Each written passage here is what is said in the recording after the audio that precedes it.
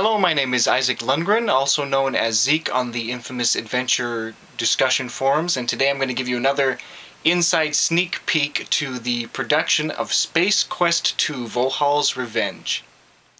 The equipment I'll be using today is an Apple Mac Pro quad-core Xeon 2.6 processors, and it's connected over here to my Roland RD700 musical keyboard, full-size musical keyboard. Very nice. And a 20-inch ViewSonic monitor. Here's my aluminum keyboard from Apple, as well as a fast track amp from M Audio and a phantom powered amp from Tube MP. And here's some sound isolating headphones and my mic, of course. It's a PV Studio Pro mic. Here's my secondary computer. It's an Apple MacBook. When I work on a Space Quest II project, I usually like to have the game remake open along with whatever I'm doing. So I use this computer to do that. I restarted it in Windows. Space Quest II Remake will only be available for Windows. And I don't know if I'll be needing the game for today's project, but I thought you guys might like to see how cool it is to run Windows on Mac, and here it is. Okay, as you may not know, I'm fairly new to Infamous Adventures. I've only been on the staff there for about a year and a half. And I'm one of the composers for Space Quest II, along with Brandon Bloom, musically inspired. And I'm also doing some of the voice acting, which we will cover later. First, I want to show you one of the main programs that I use. It's Apple's GarageBand. You saw the little icon down here earlier. And the song I have open is actually one of my favorite pieces that was cut from the game, so you won't hear it in the game, so I'm going to give you a little sneak peek here. And before I do, I'm just going to bring some attention to this little icon down here. This is the loop button. When it is selected, you'll see this yellow section appear at the top of GarageBand. And as the playhead goes through the music, when it reaches the end of this loop, it will automatically jump to the beginning of the song. And with video game music, there's a lot of looping that goes on.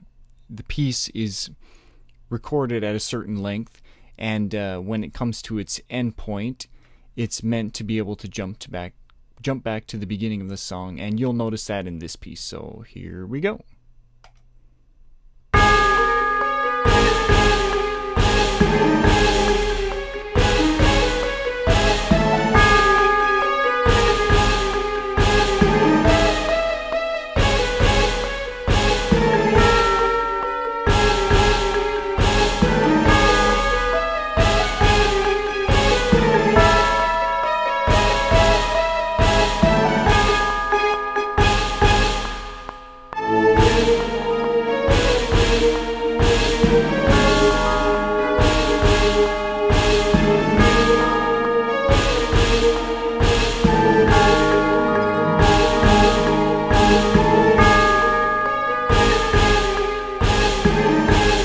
And there's that, it looped back to the beginning. Alright, so I clicked on a couple different modes here. As you notice, if I choose a different track, its information is displayed down here in this other section. And I can make that larger or smaller. And there's a few different views you can look at. The first view, you'll notice they look like actual notes on a bar staff, if you're familiar with music at all. And you can switch that to the MIDI view, which I mostly use to compose with. And the cool thing about a MIDI view is you can actually edit the instruments. Well, you can edit them in the other mode too, but it's easier to edit in this mode because you can see them laid out in relation to each other all across the scale, and it's a little bit different than looking at the actual notes. I like looking at the MIDI view. Here's that. So an example of editing an instrument would be...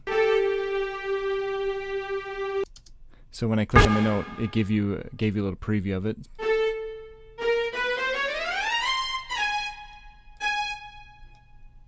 You can extend the length. That's an example of MIDI. So here's what that would sound like before. All right. So now we heard the track as a whole. Just as something fun, I thought you'd like to listen to different tracks separately to hear what they sound before they're all put together. Sometimes it's not that great. It's really the all the tracks together that really make something special. So let's give it a sneak peek of the percussion. Here we go.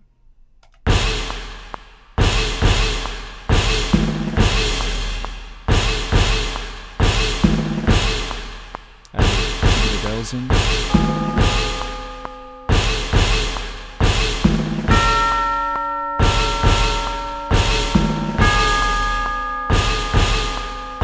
So really not that great, right? Okay, so let's get to some of the more interesting tracks. Now, one thing I've learned with using MIDI is you can't treat each instrument as if it was the instrument itself, since you're just playing with the keyboard and not with the instrument. Sometimes you have to combine different instruments in order to get the sound you're looking for. For example, for my strings, I really am just trying to create one string sound, but I actually use 3 different types of strings in order to get the sound that I'm looking for. So I use these Arco strings here, bright Arco strings, as the main track, and you can listen to that by itself. It's still... It's cool, but it's definitely lacking. So, if you add to that, well, let me play it separately. Let's do this one first. Tremolo gives the nice kind of eerie, vibrato-y sort of sound. Here's that tremolo.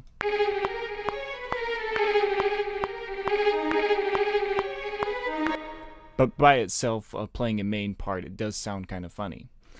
And here's the third type of string that I... adds the Sierra element of sneaky.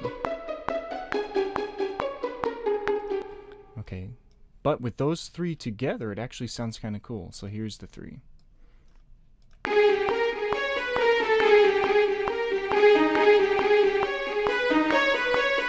That's some bass.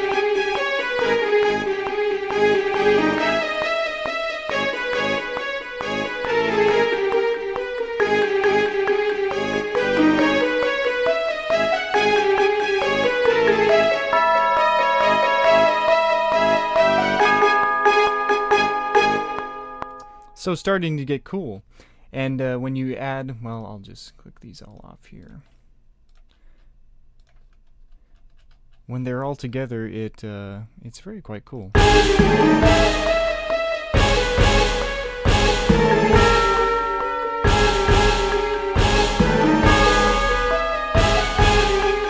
And some of those other ones I played in here, some marimba.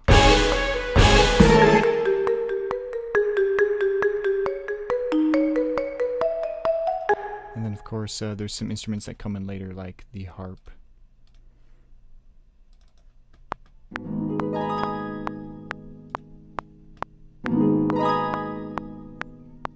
Here, and listen to those with everything else. It's kind of hard to spot, but it does add a nice effect.